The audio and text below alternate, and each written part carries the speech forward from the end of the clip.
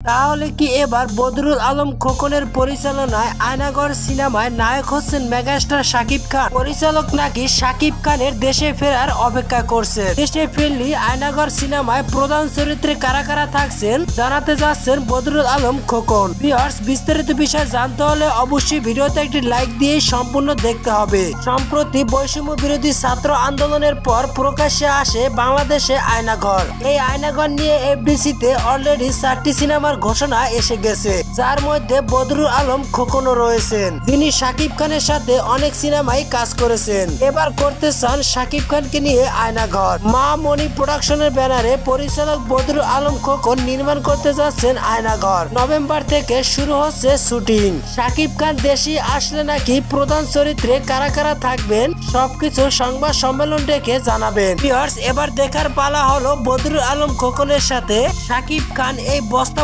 ছবি করবে কিনা। Viewers, star cineplex Facebook page থেকে এই পোস্টটি করা হয়েছে।